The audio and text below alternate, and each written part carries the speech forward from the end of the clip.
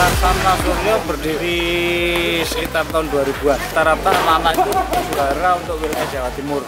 Bahkan ada di antaranya yang juara tingkat nasional. Saya juga memegang juara Jawa Timur sekitar 7 tahun berturut-turut, tidak pernah kalah. Di tingkat nasional? Tingkat nasional saya peraih medali perunggu untuk sarung tinju emas tahun 90 di Surabaya.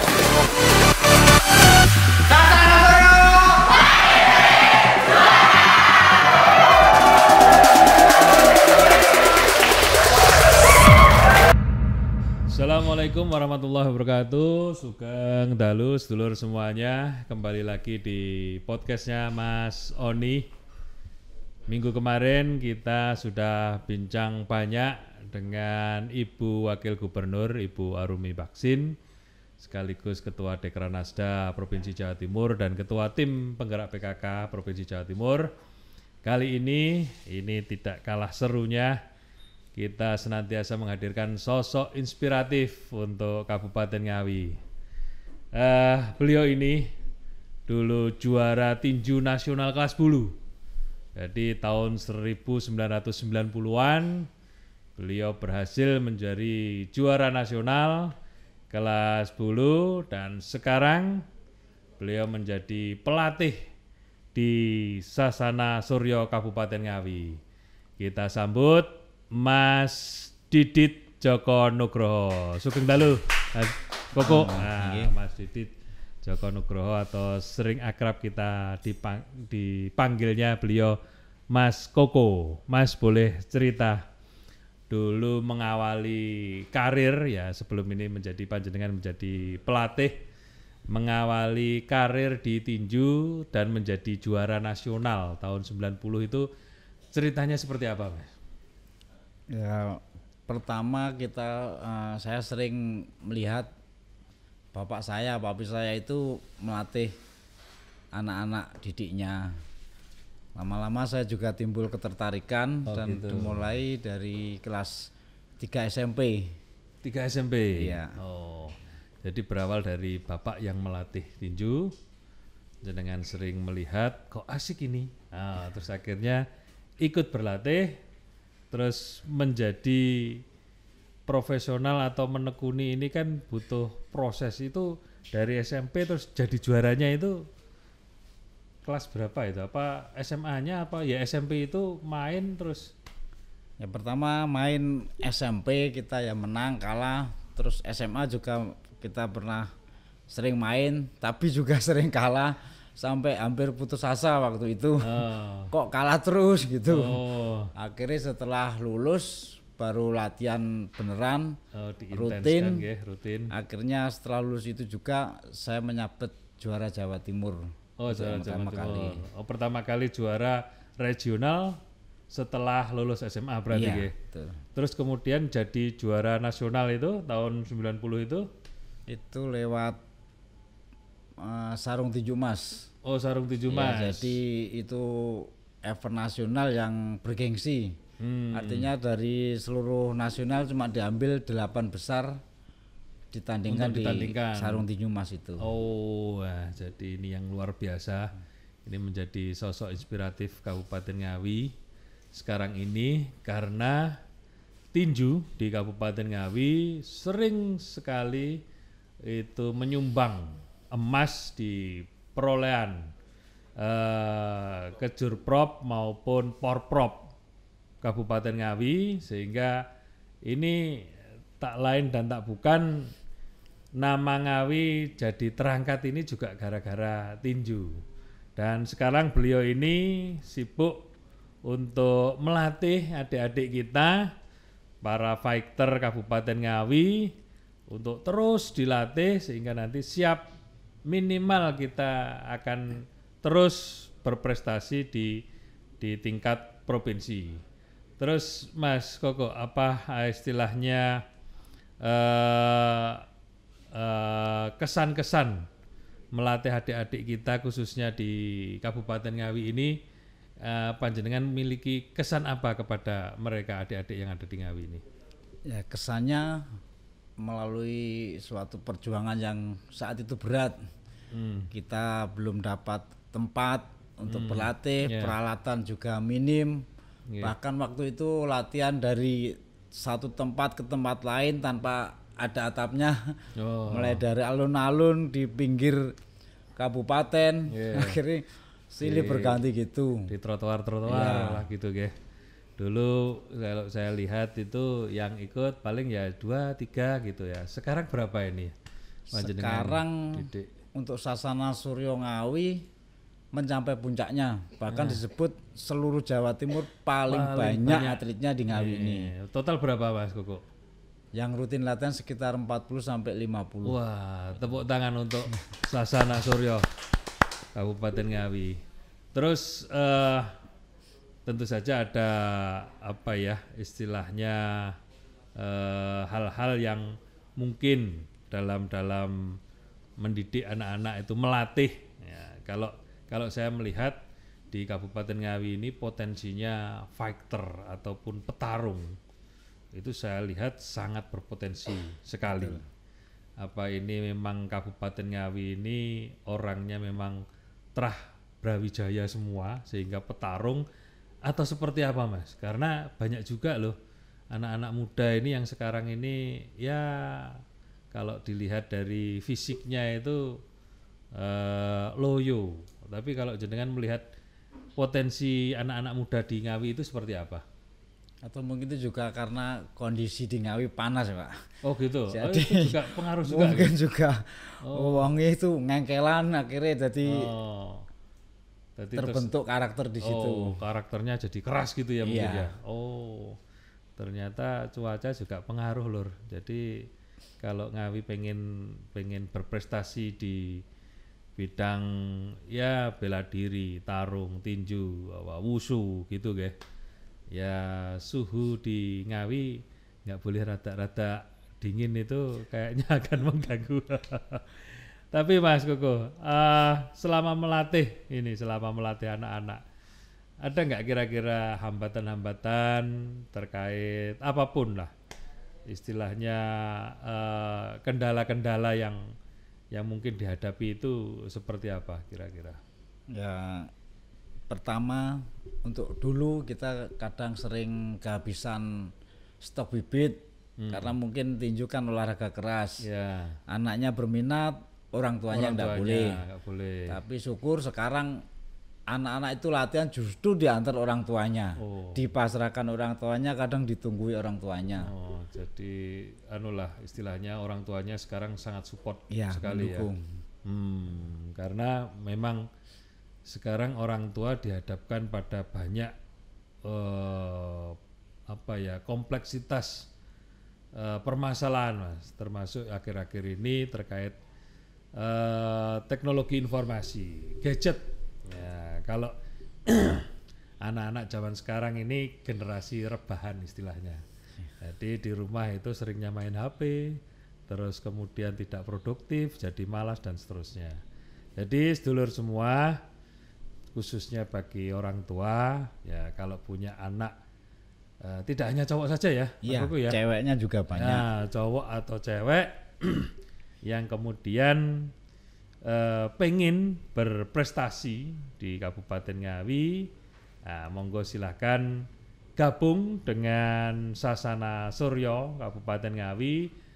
Tempatnya, lokasinya mana, Mas? Lokasinya di Aula Disparpora. Aula Disparpora Kabupaten Ngawi itu di sebelahnya, sebelah utaranya perempatan Kartonyono. Dengan bisa sana menemui jenengan langsung ya. Itu Siap. harinya apa? Latihannya? Harinya kalau untuk hari biasa kita latihan dari Senin, Rabu, Jumat. Oh, Senin, Rabu, Jumat. Tapi kalau untuk mendekati event kita Setiap hari. Senin, Rabu, Jumat jam jam 4 sore. jam 4 sore sampai maghrib. Ya. Oh, itu sedulur semuanya, khususnya anak-anak muda ataupun bapak ibu yang pengen putra putrinya ikut latihan tinju supaya mengasah mental juga meningkatkan imunitas dan apa ya istilahnya kekuatan secara fisik dan rohaninya, itu boleh gabung di Sasana Suryo setiap Senin, Rabu dan Jumat jam 4 sore gitu ya Pak. Siap. Selain tinju kira-kira juga Di situ ada kita juga mengembangkan wushu. wusu. Ya, terutama untuk wushu yang sanso, yang Oh, sanda, yang tarung. Yang tarung. Ya, Wah, bahkan ini salah mungkin satu atlet wushu kita pernah juara Indonesia.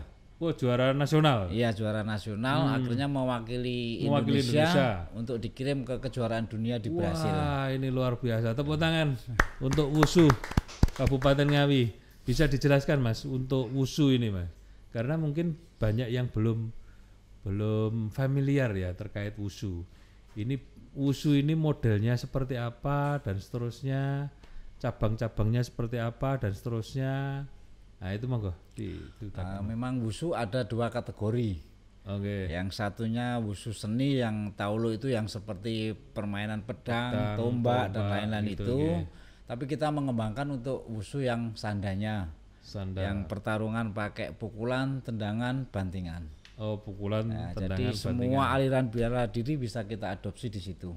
Oh, bisa masuk di wusu ya. Iya, betul. Jadi pokoknya semua teknik-teknik baik itu bisa silat, karate dan seterusnya itu Iya. masuknya bisa di wusu gitu. Betul. Oke, dulur ini kalau yang panjenengan baru mendengar wusu ya itu tadi. Nah, pengen tahu detailnya ya monggo silakan mampir di aulanya. Waktunya juga sama dengan tinju tadi ya. Sama. Nah, mampir di aulanya di Sparpora Kabupaten Ngawi, di utaranya Tugu Kartonyono itu Senin, Rabu dan Jumat jam 4 sore.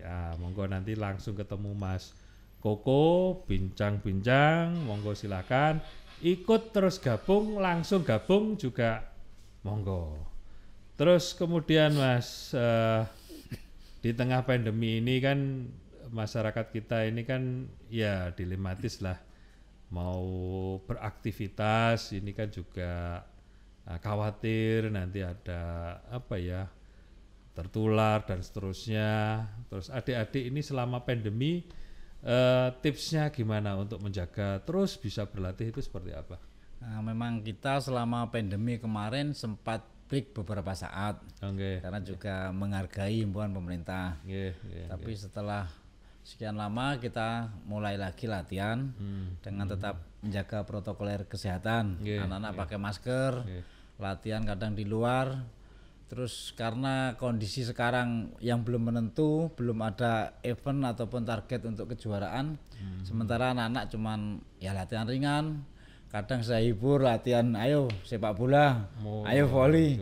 Yang penting anak-anak tetap menjaga kondisi tubuhnya. Ya, tetap bugar gitu ya. Betul. Jadi latihannya bisa sekarang di mix dengan kegiatan-kegiatan yang sifatnya tetap menjaga kebugaran. Jadi bisa sepak bola, bisa volley, bisa apa aja yang penting bugar ya gitu anaknya ya.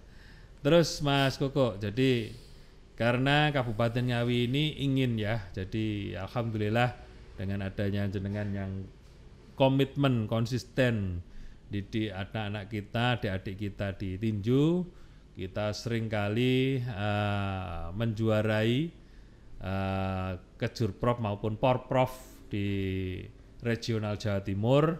Terus keinginan atau harapan, jadi ketika porprov sekarang sudah jadi 2 tahun sekali ya, tentu saja ini menjadi, kalau menurut saya secara pribadi ini istilahnya kaderisasi atau pembibitan atlet ini jauh lebih baik karena 2 tahun kita bisa seleksi, bisa evaluasi, bisa mencari bibit. Harapannya Mas, selain kepada anak-anak tentu saja, kepada pemerintah daerah pengennya jenengan seperti apa Pemda itu support? Ya pengennya untuk pemerintah selalu mensupport anak-anak, baik dari segi sarana maupun prasarana, terus juga dukungan moral. Misalkan anak-anak, memang kemarin juga sempat dapat bantuan dari Pak Oni, anak-anak kuliah, anak-anak juga sekolah mau cari tempat di mana dipermudah. Itu yang salah satu yang kita tekankan anak-anak, bahwa di sini kita perkumpulan sehat, perkumpulan yang positif itu gitu. Oke, jadi kita masih punya PR banyak ini sedulur semua, khususnya pemerintah daerah Kabupaten Ngawi.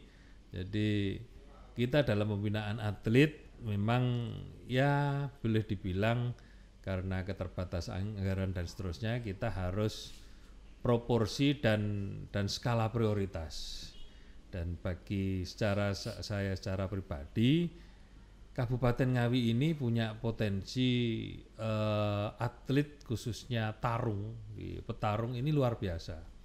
Jadi kita akan sedikit fokus Mas Koko. Jadi untuk yang nantinya berlaga di Kejurprov maupun Porprov, kita akan lebih upayakan yang ikut Porprov ini yang atlet-atlet di bidang apa itu namanya fighting itu tadi ya, tinju, wushu, terus kemudian karate, pencak silat, terus muang thai, terus dan seterusnya, yang pokoknya yang berbau tarung lah. Jadi saya ini senang membina adik-adik khususnya yang petarung-petarung ini. Ketika latihan itu senang, tapi saya pernah diajak ngelihat anak-anak kita ini yang ketika ketemu ini santun-santun. Kemarin di tinju itu kayak si siapa ini yang dari timur itu, si Alexandro, anaknya santun, bagus. Tapi padahal ketika dia punya prestasi luar biasa. Wah, itu luar biasa. Jadi pemirsa podcast, kita ada atlet namanya Alessandro itu orangnya low profile banget ya, santun anaknya. Tapi kalau jenengan lihat ketika tarung, wah, jenengan mesti takjub, kok bisa ya seperti ini.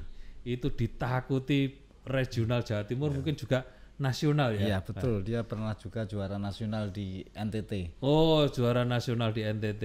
Jadi alhamdulillah anak-anak kita berprestasi, punya fisik yang luar biasa, prestasi yang luar biasa, tapi tetap santun. Ini yang saya suka. Betul, itu yang selalu saya tekankan ke anak-anak juga gitu. Jadi jaranglah anak-anak itu suka keributan, juga nggak pernah.